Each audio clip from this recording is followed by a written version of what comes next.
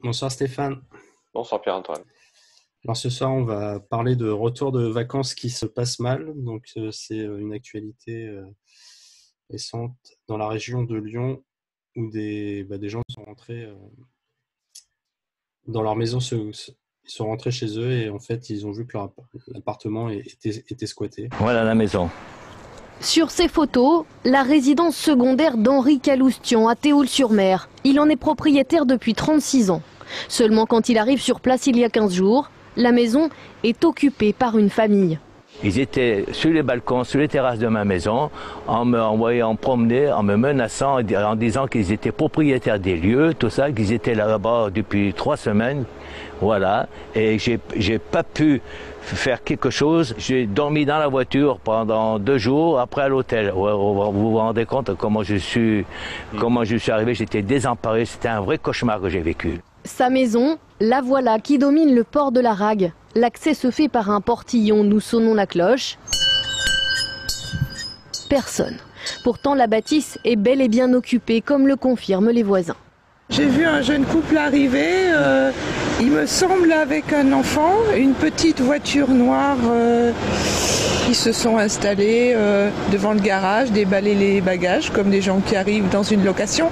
La seule chose que je sais, c'est qu'il y a une voiture là qui était immatriculée dans le département 11.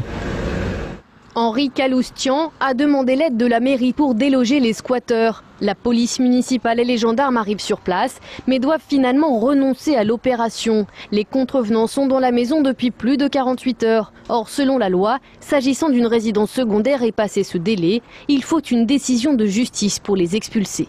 Le procureur a décidé que, en fait, pour respecter la loi, du fait qu'il y avait des enfants en bas âge, donc il a fait sortir avec les gendarmes les propriétaires et fait re-rentrer les squatteurs.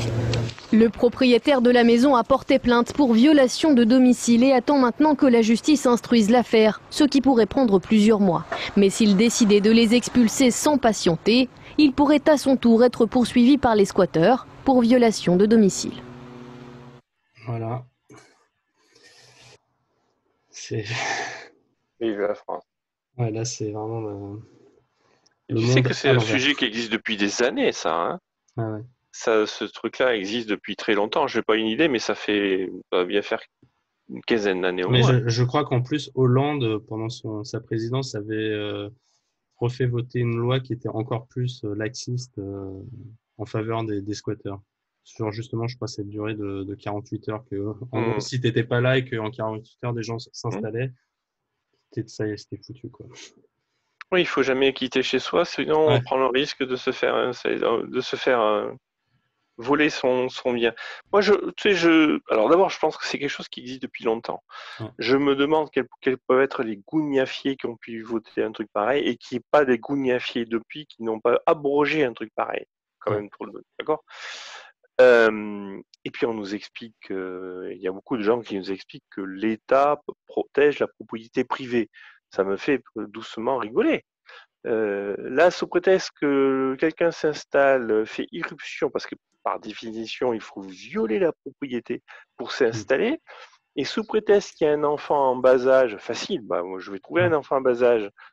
À partir de là, c'est lui qui l'a pris.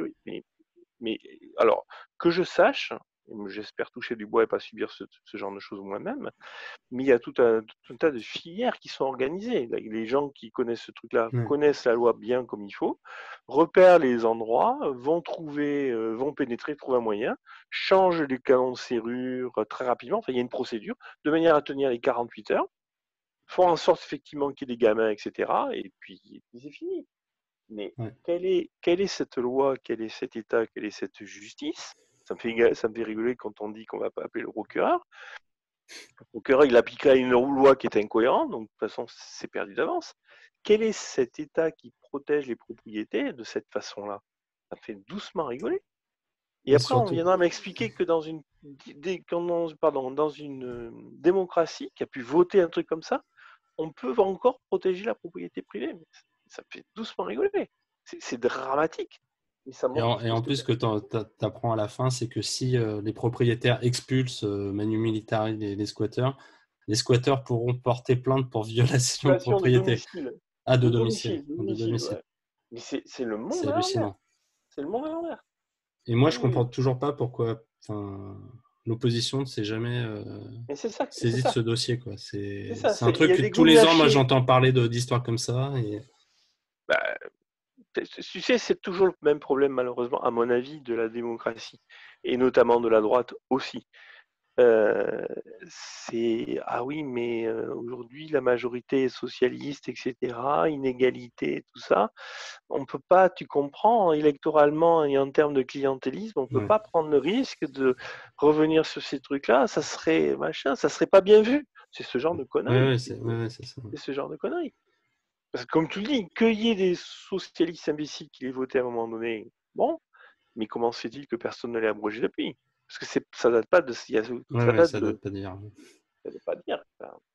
Donc ça en dit à la fois sur l'état de délabrement du pays, ça en dit à la fois sur la réalité de la démocratie, de l'État, de la propriété privée, mais aussi ça en dit beaucoup sur nos politiciens, notamment supposés de droite, et supposés valoriser la propriété privée, qui auraient dû abroger ça depuis très longtemps, et qui ne l'ont pas fait. D'ailleurs, je me demande s'il n'y a pas un truc anticonstitutionnel là-dedans. Enfin, je pense que là, il y a peut-être... C'est forcément ce qui compte. Ça me paraît complètement anticonstitutionnel. D'un côté, tu as la propriété, de l'autre côté, tu as la non-propriété. Comment ils font pour concilier ça? Comment ils font pour concilier ça? Tu as un propriétaire et tu as un... Ben non, point de vue juridique, ça me paraît... Mais ce qui s'est passé, il n'y a personne qui dit rien. Qu'est-ce que tu veux dire d'autre? On est dans... Il te fout. La seule solution, c'est chacun qui doit faire en sorte de se protéger et de surtout pas lâcher sa maison pour que personne ne puisse rentrer. Donc en fait, la solution, c'est l'autodéfense.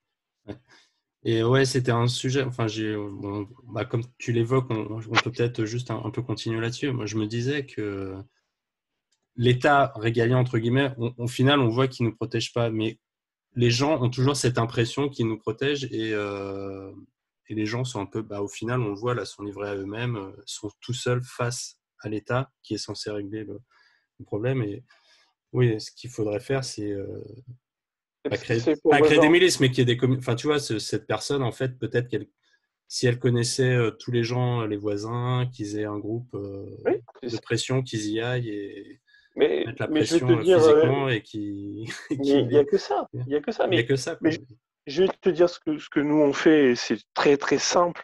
Je suis sûr que tu fais pareil et qu'il y a plein de gens qui font comme ça. Moi, je suis dans un immeuble. Et bien, chaque fois qu'il y en a un qui part, il le dit aux voisins et les voisins ont les clés et ils viennent régulièrement. C'est la seule solution pour être sûr. Alors, bien sûr, en plus, il y a des sécurités d'accès, etc. Mais au bout du compte, la seule façon de faire, c'est d'être sûr que tout le monde sait qui est parti et se rendre service mutuellement de manière à ce que, sous prétexte d'aller arroser les plantes, il y a toujours quelqu'un. On ne peut pas se permettre de laisser un truc vide en France. Donc, parlez à vos voisins. C'est le seul conseil pratique. C'est ça. C'est parler à vos voisins et faites-vous protéger par vos voisins. Faites-vous confiance, rendez-vous des services pour ne pas vous retrouver après tout seul. C'est ça. Et on retombe sur des discussions qu'on a eues sur les communautés, etc. Voilà. Quand l'État est déficient, tu t'organises toi-même.